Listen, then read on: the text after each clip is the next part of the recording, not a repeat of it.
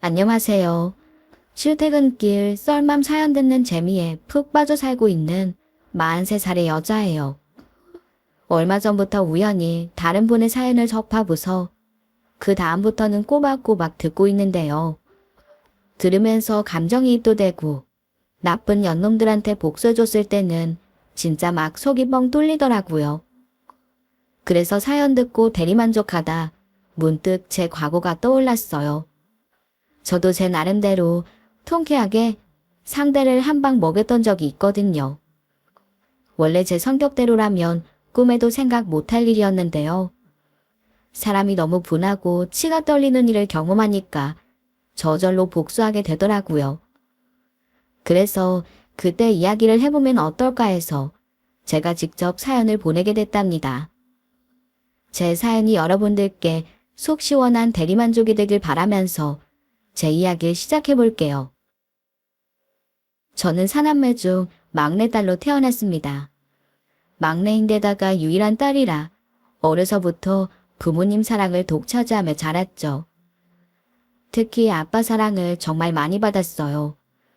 아빠는 아들만 셋인 집에서 유일한 딸인 저를 유난히 아껴주셨고, 사실 그래서 고생도 모르고 남들 다 하는 아르바이트 한 번 안 하고 컸습니다.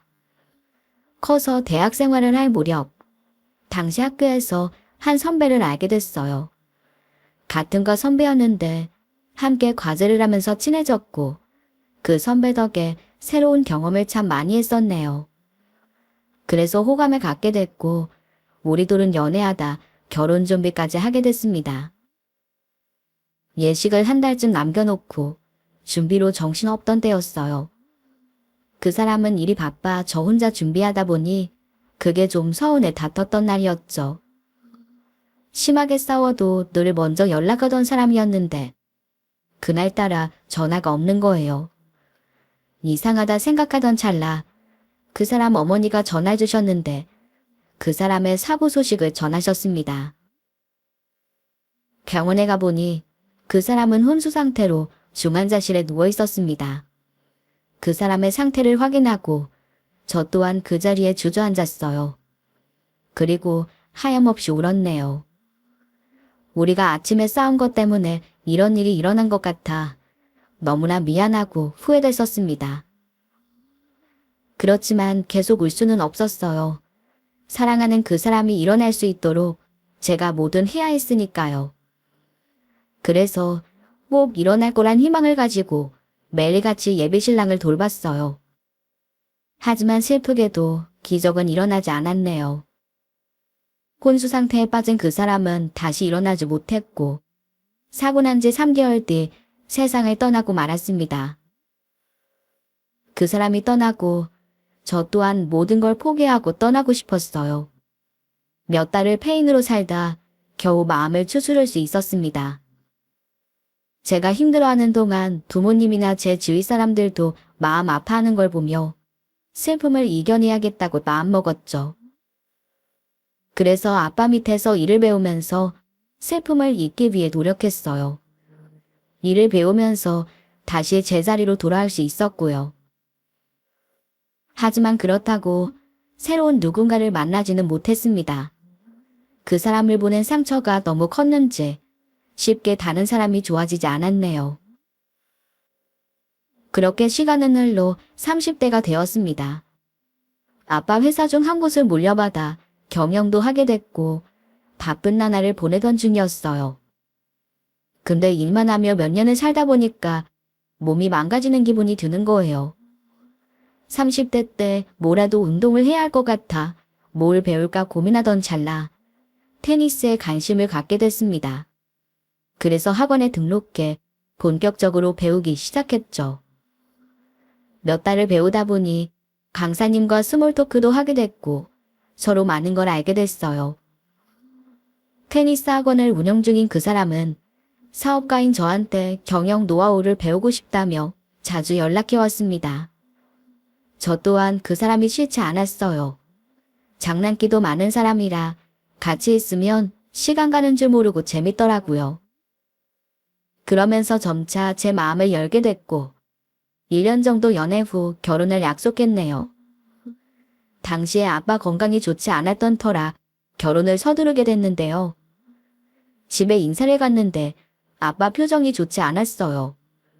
예전 그 사람이 인사 왔을 때와는 너무나 다른 표정인 게 마음에 걸리더군요. 안 되겠어서 여쭤봤어요. 아빠가 그 사람을 어떻게 보셨는지 궁금해서요.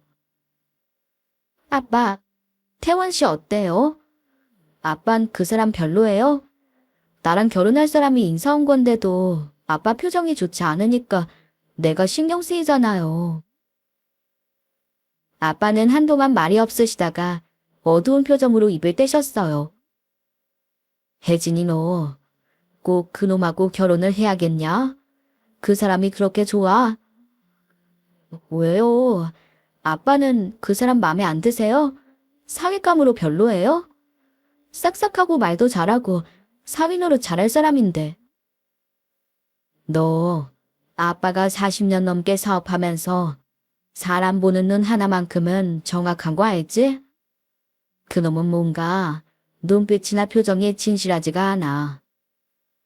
혜진이 너 네가 아직 어려서 모르는 건데 싹싹하고 말 잘하는 게 전부가 아니야.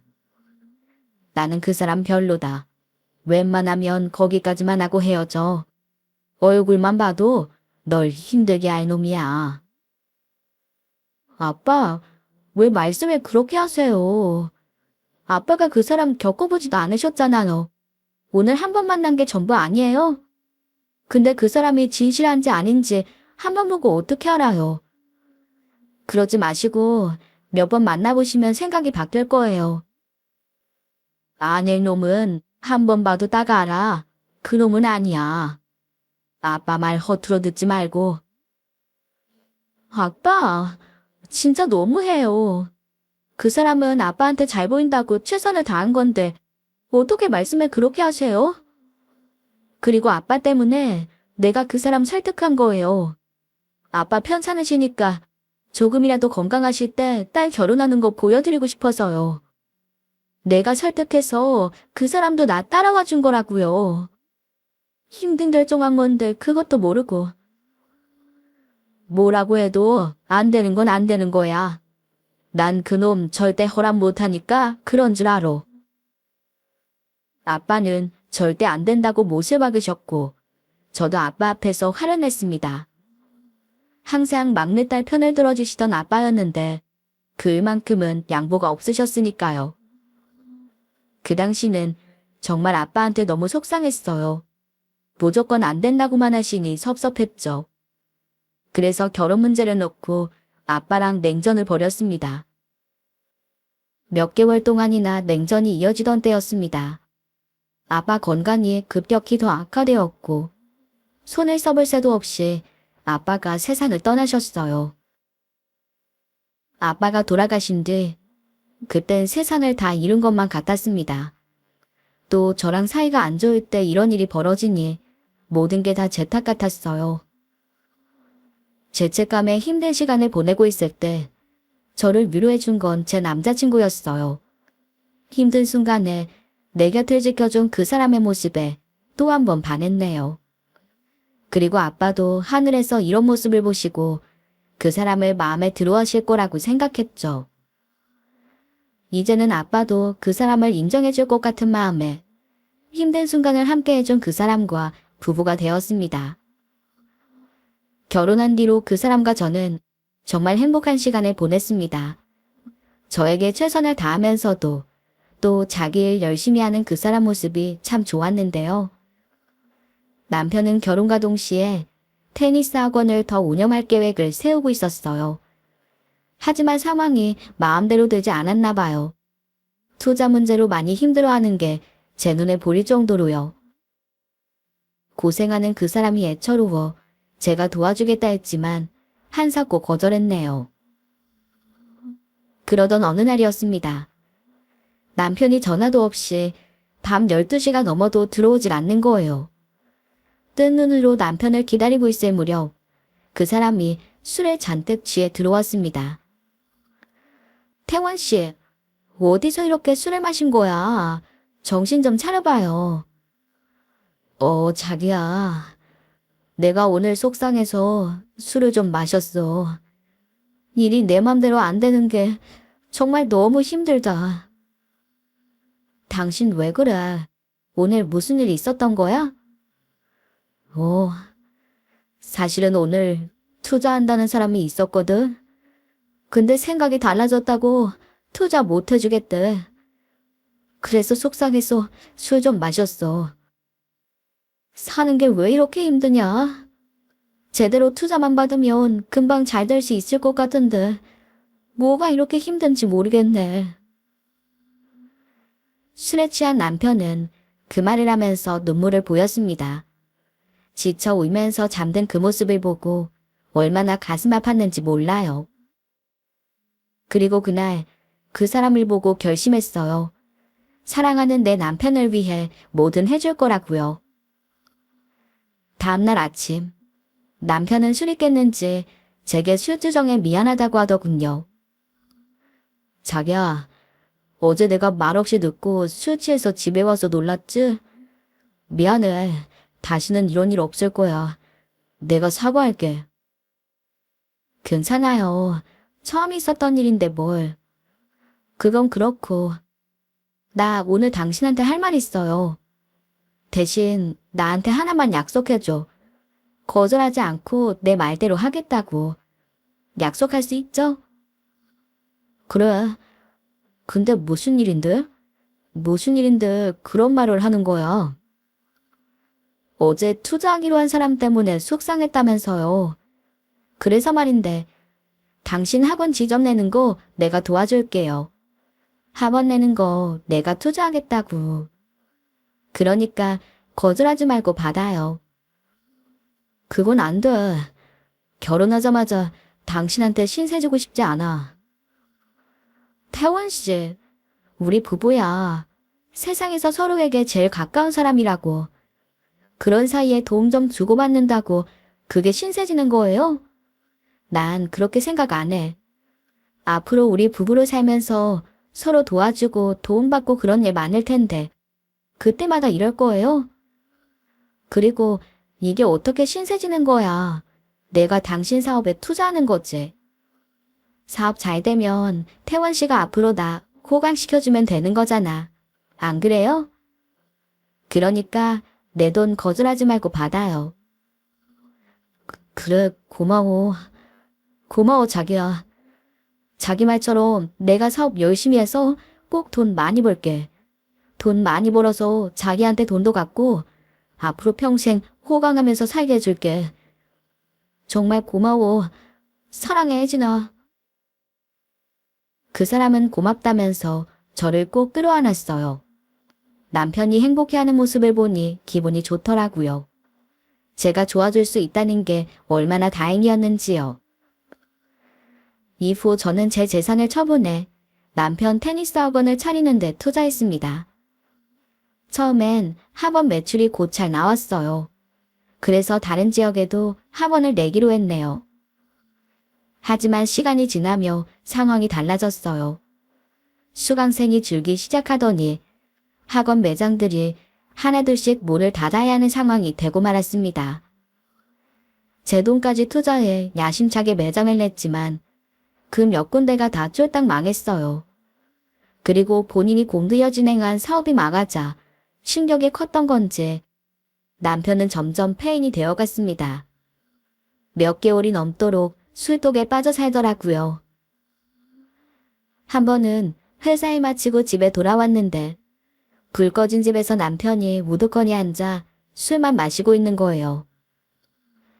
여보, 불이라도 켜놓고 있지. 어두운 데서 혼자 뭐해. 또 술 마시고 있는 거야? 나 술 마실 거니까 잔소리하지 말고 당신 할 일을. 당신이 이러고 있는데 어떻게 내가 할 일을 해. 당신이 마음을 잡아야 나도 마음 놓고 살지. 매일 이렇게 술독에 빠져 사는데 그거 보는 내 맘이 어떤 줄 알아? 야, 그럼 나는 어떻겠냐? 매일 이렇게 사는 나는 어떻겠냐고.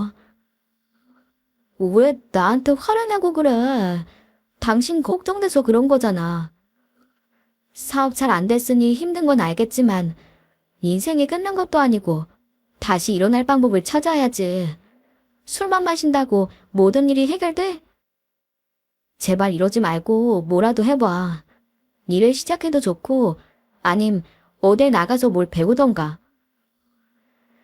제가 아무리 얘기해도 남편은 귀담아 듣지 않았어요. 귀찮고 듣기 싫다는 표정이었죠. 그러다 보니 우리 부부는 다투는 날이 점점 늘어났습니다. 그러던 중 남편이 조금씩 달라지기 시작했어요. 외출도 하고 사람도 만나더라고요. 사업 실패를 듣고 서서히 변화하는 것 같아 참 다행이었습니다. 그날도 남편이 외출했다 집에 돌아오는데 표정이 밝은 거예요. 그 사람의 밝은 표정을 보니 저도 기분이 좋아졌죠. 태원 씨, 오늘 유난히 더 표정이 밝아 보이네. 뭐 좋은 일 있었어? 그래? 표정에서 티가 나. 맞아. 나 좀 기분 좋은 일 있어. 이제 나 새롭게 시작해볼 수 있을 것 같아. 정말? 어디서 일 시작하기로 한 거야? 무슨 일인데? 얼른 나도 알려줘.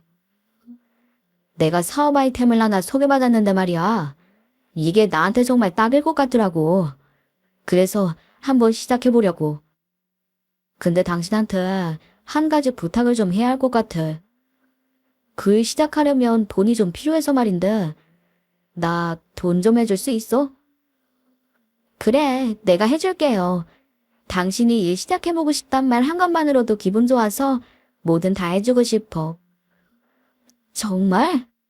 고마워. 자기가 이렇게 쿨하게 허락해줄 것 같았어. 참, 그리고 당신한테 이야기할 게 있는데 그 사업 말이야. 우리나라에서 하는 게 아니라 동남아 쪽에서 해야 되는 아이템이거든? 그래서 외국으로 나가야 할 것 같아. 외국으로 나가야 된다고? 꼭 외국 나가서 하는 사업이어야 돼? 우리나라에서도 할 수 있잖아. 난 당신 해외 나가는 거 반대야. 우리나라에서 성공하기도 힘든데 외국은 더 힘들 거고. 그리고 우리 신혼인 거 잊었어? 태원 씨 사업한다고 해외 나가면 나는 어떡해. 아무튼 난 외국 나가는 거 반대야. 태원 씨도 그건 다시 생각해줬으면 좋겠어. 야, 갑자기 이러는 게 어딨어. 방금 전까지만 해도 사업 자금 대준다며. 왜 한 입 가지고 두 마루를? 그건 당신이 외국 나가려고 하는 거 몰랐을 때지. 어떤 여자가 남편이 사업한다고 외국 나간다는데 좋다고 하겠어? 그럼 지금 나보고 사업할 생각을 접으라는 거야? 너 진짜 너무한다. 몇 개월 동안 폐인처럼 살던 남편이 이제야 해보고 싶은 일이 생겼다고 좀 도와달라는데 그걸 이렇게 거절해? 그래, 네가 어떻게 내 맘을 알겠냐? 좋은 부모 만나서 회사 물려받고 승승장구하는 네가 뭐라도 해보겠다고 아등바등대는 내 맘을 어떻게 알겠냐고. 여보, 무슨 말이 그래? 내가 당신 맘을 왜 몰라? 야, 내 맘을 알면 반대한다고 할 수 있어? 나 진짜 술만 먹고 확 죽어버릴까 하다가도 그래도 살아보고 싶어서 사업이라도 시작해보려고 한 거야. 그리고 고민하다 너한테 도와달라고 한 거고. 근데 넌 나처럼 고생해본 적도 없고 소갈이 해본 적도 없으니까 이 시작하지 말라고 쉽게 말하는 거 아니냐? 부잣집 막내딸로 산 네가 내 마음을 어떻게 알겠냐고. 남편은 버럭 화를 내고 집을 뛰쳐나갔습니다. 그 사람의 뒷모습을 보는데 미안한 마음이 들더라고요. 제기하고 싶은 마음에 제게 손을 내민 건데 그걸 너무 단칼에 거절한 것 같았거든요. 그래서 며칠을 고민하다 남편 사업을 밀어주기로 결정했습니다. 제 돈으로 자금을 마련했고 현지에서 살 집까지 구해줬어요. 그 사람은 성공해서 오겠다고 열심히 돈 벌어서 꼭 호강시켜주겠다며 해외로 떠났습니다. 그렇게 남편은 외국에서, 저는 한국에서 머물며 결혼 생활을 이어갔어요. 옆에 없다는 게 좀 아쉽긴 했지만 그곳에서도 저를 챙겨주는 그 마음이 참 고마웠죠. 남편은 그곳에서 적응하면서 일을 시작하고 있다고 했어요. 그래도 큰 문제 없이 일이 잘 풀리는 것 같아 다행이다 싶었네요. 그 사람이 외국으로 떠난 지 반년 정도 됐을 때였나요? 통화를 하다 보니 남편이 보고 싶더라고요. 여보, 일은 좀 어때? 잘 되어가고 있어? 그럼 자기가 걱정해주는 덕분에 잘 풀리고 있지. 그나저나 우리 자기 보고 싶네. 못 본 지 벌써 반년이나 됐잖아. 그럼 내가 거기로 갈까? 당신 말대로 우리 6개월이나 떨어져 있었어. 영상통화로 얼굴 보는 거 말고 나 당신 직접 보고 싶다고. 당신이 오라고 하면 당장 내일이라도 갈 수 있는데. 나 바로 비행기 티켓 예약할까? 저기 혜진아, 다음에 와. 아직은 아닌 것 같다. 아니라니? 자기도 나 보고 싶다면서 그럼 가도 되는 거 아니야? 너 보고 싶긴 한데 그렇다고 지금 보는 건 때가 아닌 것 같아. 나중에 자기 와도 될 때 되면 내가 먼저 부를게. 아님 내가 한국에 들어가도 되고 그때까지만 좀 참아줘. 그리고 나 자금을 좀 더 보내줘야 할 것 같은데 더 보내줄 수 있겠어? 또? 지난달에도 보내줬잖아. 근데 더 필요해? 당신도 사업하는 사람이라 알잖아. 한번 일 시작하면 무섭게 돈 들어가는 거. 반응이 좀 괜찮은 것 같아서 더 공격적으로 해보려고 해. 나 돈 보내줄 수 있는 거지? 알았어, 보내줘야지. 아무튼 당신 빨리 보고 싶다. 상황 달라지면 빨리 말해줘. 내가 바로 갈 테니까. 당연하지. 그럼 잘 지내고 이만 끊을게. 남편은 본 얘기를 끝내자마자 전화를 끊었습니다. 오지 말라는 그 사람에게 좀 서운했는데요. 그래도 일이 더 안정될 때까지 기다려주다 싶었죠. 하지만 남편은 그 후 돈을 더 요구했고 나중에는 전화도 뜸해지더라고요. 사실 그땐 저도 남편에게 계속 돈을 보내주다 보니 자금 사정이 넉넉한 편은 아니었어요. 결국 아빠한테 유산으로 받은 부동산까지 처분하며 그 사람 사업 자금을 대줬죠. 그러나 남편 사업은 나아질 기미가 보이지 않았습니다. 그리고 결국 연락이 두절됐어요. 남편 걱정으로 잠 못 이루던 그때 남편이 보낸 편지가 도착했습니다. 그 편지엔 이렇게 쓰여 있었어요. 혜진아, 정말 미안하다. 노력해봤지만 아무래도 난 안 될 것 같아. 내 사업자금 대주느라 당신이 정말 고생 많이 했는데 호강 못 시켜줘서 미안해. 참, 자기한테 부탁 하나만 할게. 우리 부모님께 잘 말씀드려줘. 실은 부탁하는 못난 남편인 것도 미안하네. 그래도 날 용서해주길 바래. 나 같은 거 찾지 말고 당신 행복하게 잘 살아. 남편이 보낸 편지를 받고 하늘이 무너지는 줄 알았습니다. 너무 놀라 남편 회사며 집이며 다 전화해봤지만 연락을 받지 않았어요. 이 사실을 알게 된 시부모님께서도 큰 충격을 받으셨죠. 그때 남편 지인들에게서 연락이 왔습니다. 남편이 외국에서 세운 회사가 부도가 났다면서요. 그대로 있을 수만은 없어 남편이 있는 곳으로 갔습니다. 그곳에 가서 정말 온갖 곳을 다 돌아다니며 남편을 수소문했어요. 그러나 남편의 행방을 아는 사람은 아무도 없었습니다. 남편을 수소문하면서 지내는 동안 몇 년의 시간이 흘렀습니다. 남편 찾기 위해 회사를 자주 비우다 보니 운영에 신경 쓰지 못했고 그 사이에 제 회사가 망하고 말았어요. 순식간에 저도 실업자 신세가 됐죠. 시어머님께서는 제 회사가 망했다는 소식을 듣고 저를 집으로 부르셨습니다. 아가, 네 소식 들었다. 회사가 어렵게 됐다면서? 그거 다 우리 태원이 찾으러 다니다가 그렇게 된 거지? 너희 아버님께서 물려주신 회사인데 그렇게 돼서 어떻게 하니? 못난 우리 아들 때문에 너만 고생하는구나. 아니에요, 어머니. 그런 말씀 마세요. 태원 씨가 남도 아니고 제 남편인데 찾는 건 당연하죠. 그래서 말인데, 태원이 저렇게 소식 끊긴 지도 3년이 넘었잖니. 어디서 죽었는지 살았는지도 모르고. 그러니까 너도 이제 새 출발해. 알아보니까 3년 넘게 생사를 모르면 이혼할 수 있다던데 그거 하는 게 좋겠어. 어머니, 제가 어떻게 태원 씨하고 이혼을 해요? 이 사람 살아있을지도 모르는데요. 살아있었으면 3년 넘게 소식 한 번 없을 애가 아니야. 네가 지금까지 안 가본 곳 없이 다 찾아다녀봤잖니. 근데도 못 찾은 거면 이젠 이 세상에 없는 사람이다. 너도 태원이한테 그만큼 했으면 됐어. 너 손가락질할 사람 아무도 없다.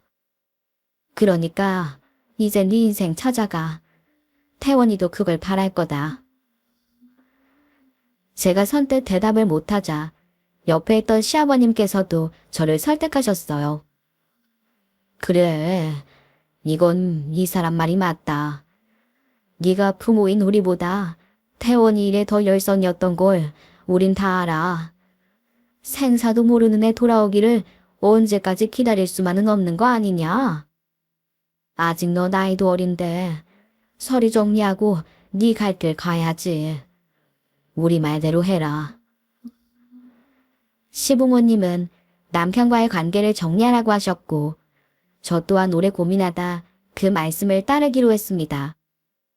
어머님 말씀대로 살아있다면 이렇게 연락 한번 없앨 사람이 아니었어요. 그러니 이젠 그 사람이 세상에 없다는 걸 받아들여야만 했죠. 때문에 그 사람과의 부부관계를 정리했고 마음이 편하질 않아서 시부모님을 만났어요. 어머님, 아버님, 저 오늘 서류 정리하고 왔어요. 근데 마음이 좋질 않네요. 어머님은 울먹이는 제 손을 꼭 잡아주셨습니다.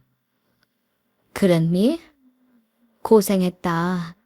힘든 일하고 오느라 수고했어. 아무리 생각해도 우리 아들이 너만한 여자는 못 만났을 거야. 너 만난 게 태원이 인생의 제일 큰 축복이었을 거다. 우리도 너한테 참 고마워. 우리 태원이 잊지 않고 찾아준 것도 그렇고. 어머니 당연하죠. 태원 씨 제 남편인데요.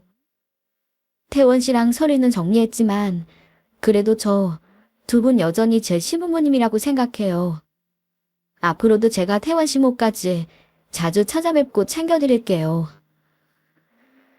그 말을 하면서 두 분 외롭지 않게 제가 정말 잘해드려야겠다고 생각했어요. 남편 일을 겪으면서 그만큼 더 돈독해지기도 했고요. 그래서 제가 남편 대신 자식 노릇하며 두 분을 챙겼습니다. 명절 때마다 찾아뵙기도 했고요. 그렇게 시간이 흐르며 제 일상을 되찾아가게 됐습니다. 다른 회사에 취직도 하고 평범한 삶을 살게 됐죠. 그리고 그날은 어머니 생신날이었어요. 그래서 찾아뵈려고 했는데 어머님께 전화가 오더라고요. 여보세요? 어머니, 오늘 생신 축하드려요. 안 그래도 이따 저녁 때 찾아뵈려고 했어요. 그랬니? 축하해줘서 고맙다. 그건 그렇고 혜진아. 실은 오늘 태원이가 이 세상 사람이 아니라는 연락을 받았어. 그거 말해주려고 전화했다. 그랬어요. 결국 이렇게 됐네요. 그래도 그 사람 살아있길 바랬는데. 너무 실망할 것 없다. 우리 다 예상했던 일이잖니.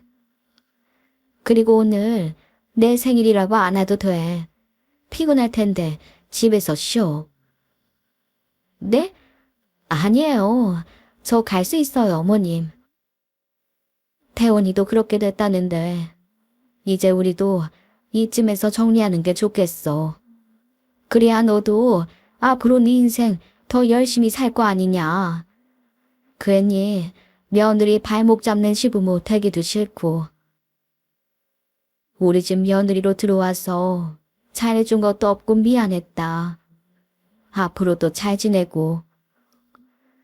네, 두 분 모두 건강하시고요. 그동안 감사했습니다. 그렇게 어머님은 저와의 인연을 정리하셨습니다. 아무래도 이제 아들도 죽었다는데 계속 인연을 이어나가는 게 미안하다고 느끼셨나 봐요. 며느리의 남은 인생을 생각하는 그 진심이 느껴져 어머님의 마음을 존중해드렸습니다.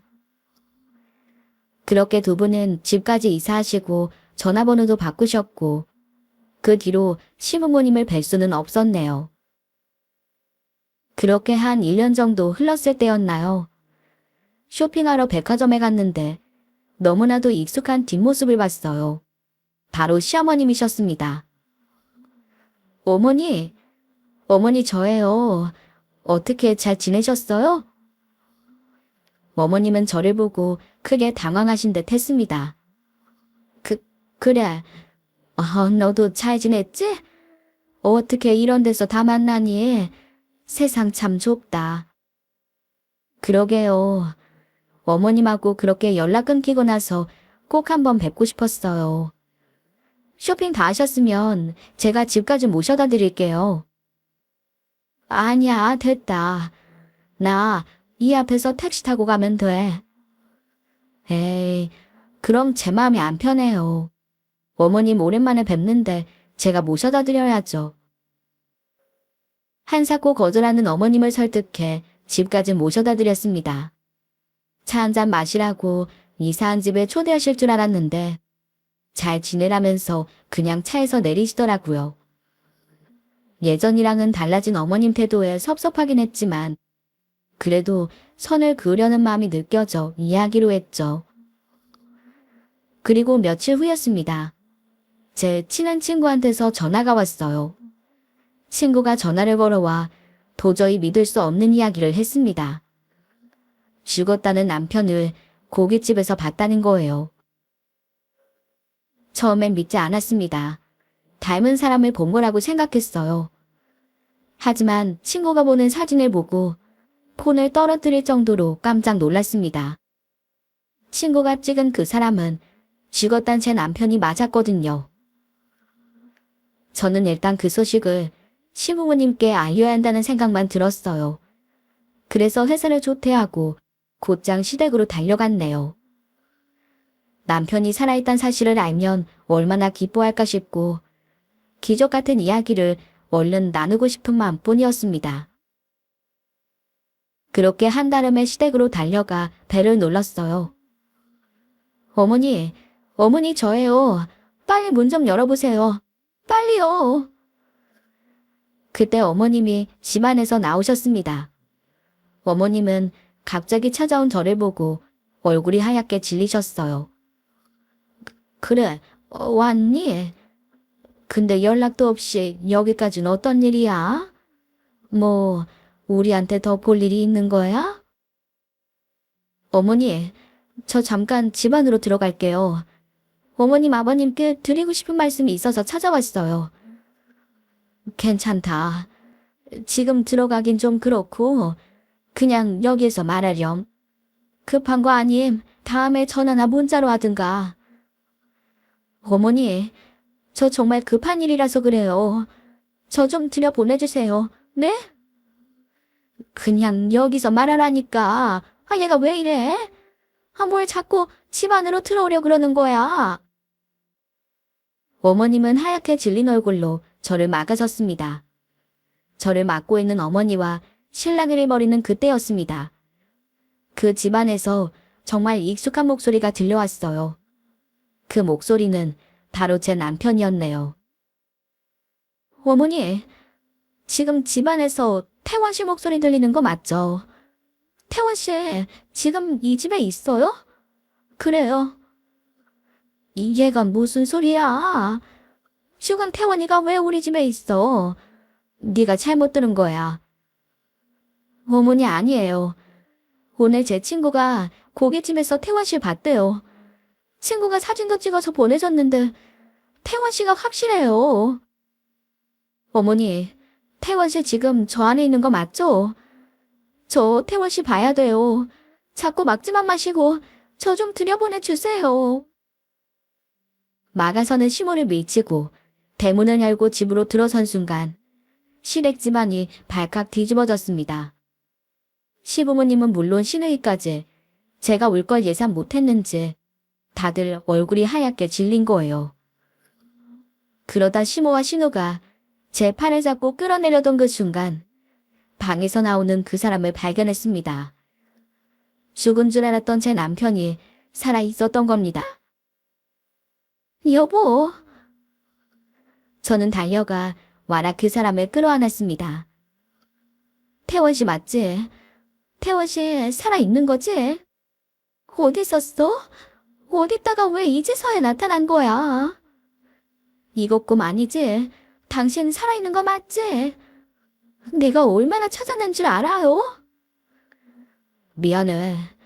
그동안 나 찾아다니느라 고생 많이 했지? 정말 미안하다. 죽은 줄만 알았던 남편은 눈물을 글썽이며 제게 사과했습니다. 저는 그 사람의 얼굴을 어루만졌고 그 사람이 살아있다는 것만으로도 너무나 기뻤어요. 어느새 제 눈가에도 눈물이 흐르고 있었네요.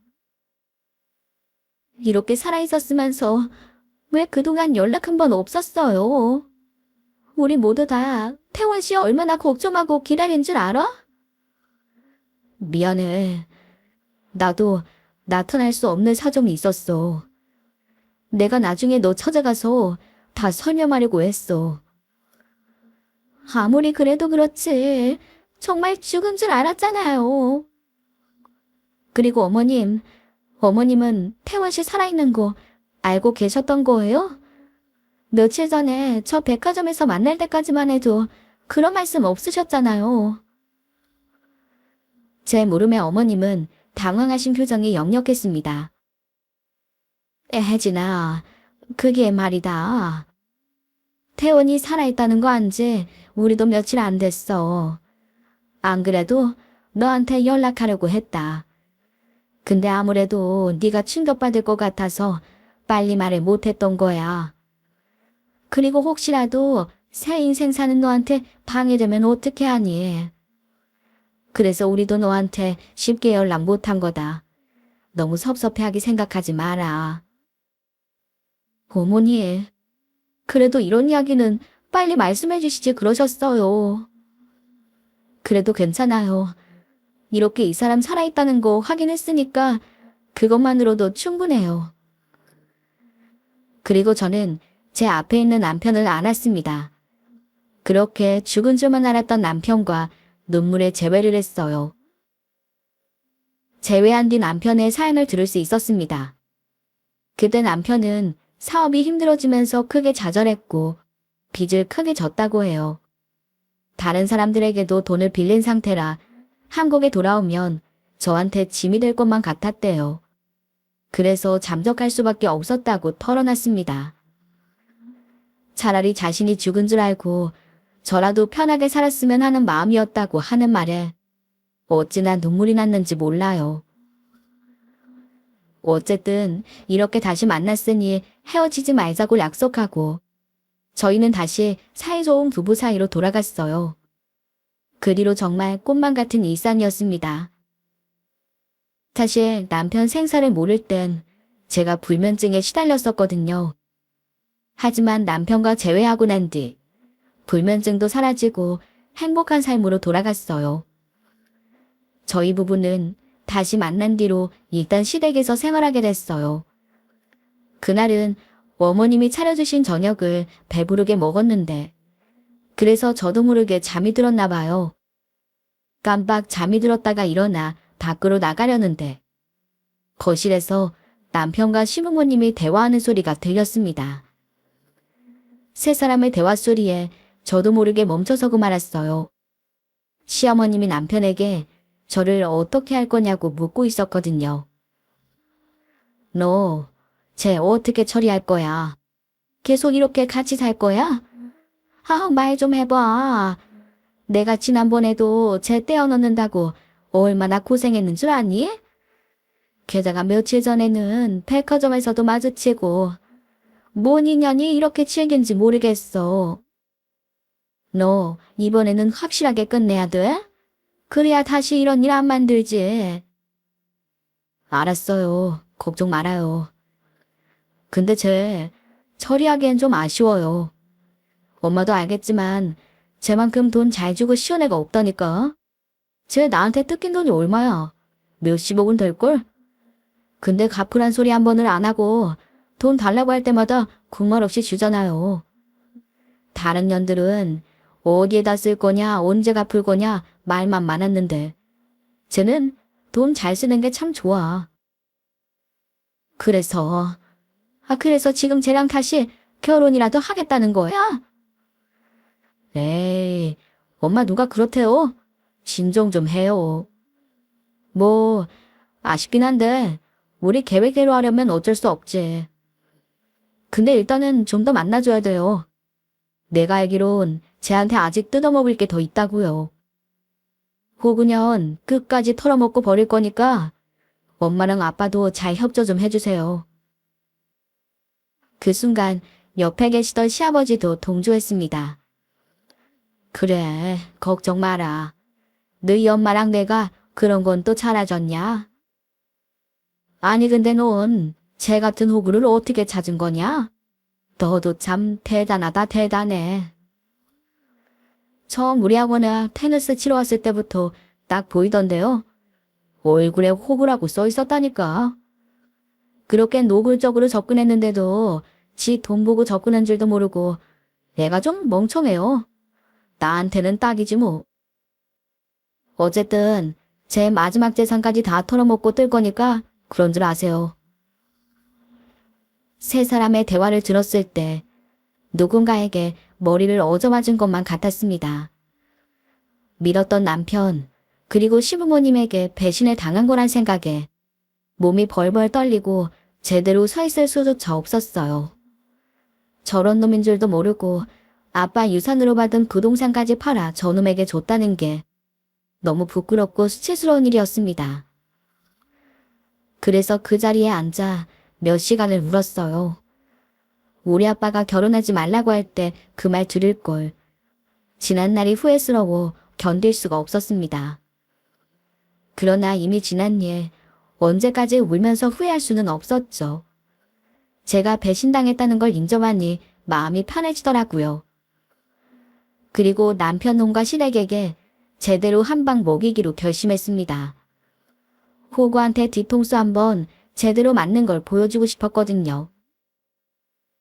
그 후 저는 복수할 기회만 엿보고 있었습니다. 그걸 아는지 모르는지 남편은 미래 계획을 세웠다면서 저를 붙잡고 장황하게 설명하기 시작했어요.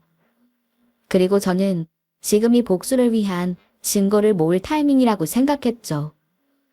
그래서 남편 몰래 휴대폰 녹음을 눌렀습니다. 자기야, 내가 이제부터 계획 하나를 설명할 건데 잘 들어봐.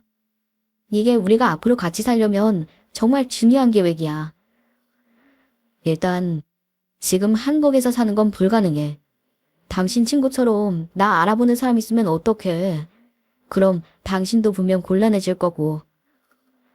그래서 생각한 건데 우리 같이 해외로 나가자. 나가서 다른 사람 신분으로 새롭게 다시 시작하는 거지. 아 참, 그리고 당신 아직 아버님이 주신 부동산이랑 현금 남아있지? 그걸로 외국에서 살 집 구하자. 어때? 그래, 좋은 생각이네. 근데 여보, 나 한 가지 궁금한 게 있는데. 당신 다른 사람들한테도 돈 빌렸다고 했잖아. 그거 다 사업자금으로 쓴 거야? 아니, 돈 빌린 걸 다 어디다 썼나 궁금해서. 아, 사업자금으로도 쓰고 남은 건 좀 챙겨서 해외에다 잘 모셔뒀지. 그러니까 빚쟁이들이 내가 살아있는 거 알면 그 돈 받으러 올 거라니까. 내 피 같은 돈 내가 어떻게 모셔둔 건데 그걸 뺏길 순 없지. 그래서 우리가 도망가야 되는 거야. 나 위조 여권도 다 만들어뒀거든? 당신 돈 다 찾아서 바로 나가는 걸로 하자. 알았지? 저는 알았다고 고개를 끄덕이며 남편을 속였습니다. 그 사람이 저를 믿도록 감쪽같이 연기했어요. 그리고 그 녹음한 파일을 들고 경찰서에 갔습니다. 나를 배신하고 속인 남편 놈을 제대로 벌하기 위해 경찰에 제보했고 유인작전을 세운 거죠. 제가 돈 찾으러 가는 날 은행에서 그놈을 검거하기로 했어요. 다음날 남편과 함께 은행에 갔습니다. 멍청한 놈, 본인 미래가 어떻게 될지도 모르고 제 돈 뜯어먹을 생각에 싱글벙글 하더라고요. 창고에서 돈을 찾고 은행 직원이 건넨 돈을 남편에게 건넸고 남편이 그 돈을 자기 품에 넣으려는 순간 잠복해 있던 경찰들이 들이닥쳤습니다. 그리고는 남편을 붙잡았어요. 남편은 당황했는지 말을 막 더듬기 시작했습니다. 저기 왜 이러세요? 저 도둑 아니에요. 옆에 사람 제 와이프입니다. 뭔가 오해하신 것 같은데 제가 뭐 훔치고 그런 게 아니라 제 와이프가 돈 찾는 거라니까요. 하지만 경찰들은 들은 척도 하지 않았습니다. 수갑을 채워 연행하려고 하자 남편은 저한테 말을 좀 해달라고 소리쳤어요. 야 뭐해? 빨리 경찰들한테 말 좀 해. 네 돈 찾으러 같이 온 거라고. 해명 좀 하라고. 해명? 해명 좋아하시네. 호구라고 돈 뜯어먹을 거라고 할 땐 언제고 이제 와서 해명을 해달래. 내가 왜? 내가 너한테 그런 걸 왜 해주는데? 자기야 왜 그래? 진정하고 내 말 좀 들어봐. 당신도 뭔가 오해한 것 같은데 내 말을 좀 들어보라고. 또 무슨 헛소리를 하려 그래. 나 다 알아. 너 처음부터 나한테 돈 때문에 접근했잖아. 우리 집 돈 많은 거 알고 돈 대달라고 하면서 내 재산 다 털어간 거 내가 평생 모르고 살 줄 알았어? 아쉬워서 어떻게 하냐. 제일 쉬운 호구년이었는데 호구한테 당해서 당신 계획 다 물거품 됐잖아. 그러게 호구한테 뒤통수 맞지 않도록 단속을 잘했어야지. 멍청한 새끼. 너 호구한테 제대로 한번 당해봐. 야, 너 지금 죄 없는 사람 의심하는 거야. 너 이러면 안 돼. 내 말 들어. 잘못했다고 마무리하면 내가 넘어가 줄게. 아님 내가 너 가만둘 것 같아. 그럼 내가 무서워할 줄 알고? 어떻게 하냐. 나 너 하나도 안 무서운데. 네가 신나서 나불나불 떠든 거 내가 증거로 다 갖고 있다고. 잡소리하지 말고 할 말 있으면 경찰 앞에서나 떠들어. 어차피 너 감옥 가게 될 테니까. 야, 최혜진. 저 나쁜 년. 내가 너 살려줄 것 같아? 내가 너 가만 안 둘 거야. 남편은 가만두지 않겠다며 소리를 지르며 버텼지만 결국 경찰한테 연행당해 질질 끌려가는 신세가 되고 말았습니다. 그리고 본인 아들 잡혀갔다는 소식을 들은 시부모님은 회사까지 찾아왔어요. 그제서야 제 앞에 본색을 드러내더군요. 시모는 저를 보자마자 뺨부터 갈기는 거예요. 이 나쁜 년, 네가 우리 아들 경찰에 꼰질렀다며? 네가 우리 태연이한테 어떻게 그래? 우리 아들이 데리고 살아준 건 생각도 안 하고 어딜 감히. 누가 누굴 데리고 살아줘요? 그리고 여기서 이런 아줌마도 경찰에 끌려봐요. 어디 모자가 다정하게 콩밥 한번 먹어볼래요? 이년이 지금 뭘 잘했다고 입을 놀려? 시모는 분을 이기지 못하고 제 머리채를 잡았고 직원들이 경찰 불러 악에마치 시모를 잡아갔습니다. 지 잘못도 모르는 인간들 더는 못 봐주겠더라고요. 그래서 시부모들까지 싹 다 고소했어요. 폭행죄와 업무 방해죄로 고소해 다시는 얼씬도 못하게 만들어졌습니다. 남편 일은 생각보다 손쉽게 해결됐어요. 남편한테 일을 간 사람이 저만 있는 게 아니었거든요. 그동안 돈 빌려준 사람들이 싹 다 남편을 고소했고 시댁 식구들은 그간 동조한 혐의로 함께 벌을 받았습니다. 저를 호구로 알았던 남편 놈은 아직도 깜빵에서 썩고 있네요. 그렇게 저는 사람 마음 이용해 돈을 뜯어낸 지 나쁜 인간들에게 속 시원하게 복수하는 데 성공했습니다. 좀 늦긴 했지만 그들에게서 벗어난 걸 하늘이 도왔다고 생각해요. 다만 저는 그 후로 남자를 믿지 못하게 됐어요. 너무 크게 되어서인지 지금은 누굴 만나는 것도 겁이 나네요. 그렇지만 지금 제 일을 하고 또 좋아하는 취미생활을 즐기는 싱글의 삶이 더 행복합니다. 앞으로도 제 인생 멋지게 살아볼게요. 그럼 이쯤에서 제 사연도 마칠까 합니다. 이 사연 들어주신 분들도 모두 행복하세요. 감사합니다.